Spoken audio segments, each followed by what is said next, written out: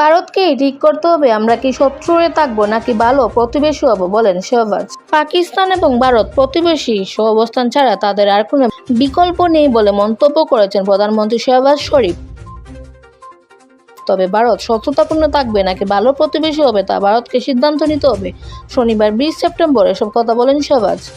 লন্ডনে প্রবাসী পাকিস্তানিদের সামনে ভাষণ দিতে গিয়ে প্রধানমন্ত্রী বলেন, ভারতের সাথে যে কোনো আলোচনা হতে হলে তা অবশ্যই ন্যায্য হতে হবে। এ সময় বৈশ্বিক সংকট এবং পাকিস্তানের সাম্প্রতিক অর্জন সম্পর্কেও কথা বলেন।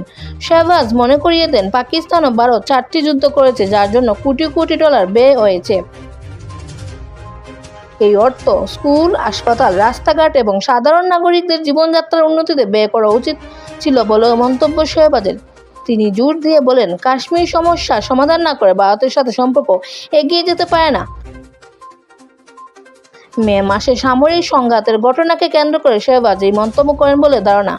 2025 সালের মে মাসে পহেলগাম হামলার সাথে জড়িত থাকার অভিযোগ তুলে পাকিস্তান সামরিক অভিযান চালায় ভারত। এরপর ইসলামাবাদ পাল্টা হামলা চালালে সংঘাত তীব্র হয়ে ওঠে। কয়েকদিনের সংঘাতের পর যুদ্ধবিরতিতে পৌঁছায় ভারত পাকিস্তান। পহেলগাম হামলায় অন্তত 26 জন পর্যটক নিহত হন।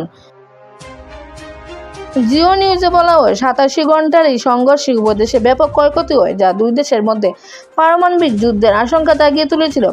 অবশেষে মার্কিন যুক্তরাষ্ট্রের মধ্যস্থতায় যুদ্ধবিরতির মাধ্যমে তা শেষ হয়। এদিকে পহেলগাম ঘটনার সাথে পাকিস্তানের কোনো সম্পর্ক নেই বলে তা আহ্বান পুনর্ব্যক্ত করে প্রধানমন্ত্রী স্মরণ করেন যে তারা নয়াদিল্লিকে স্বচ্ছ তদন্তের প্রস্তাব দিয়েছিল। ভাষণে আন্তর্জাতিক সংকটের দিকে তাকিয়ে তিনি বলেন, গাজায় অন্তত 65,000-এর বেশি মানুষ নিহত হয়েছেন।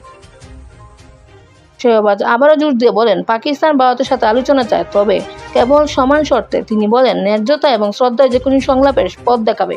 সালমা ইসলাম, দেশ 24 লাইভ, সিলেট।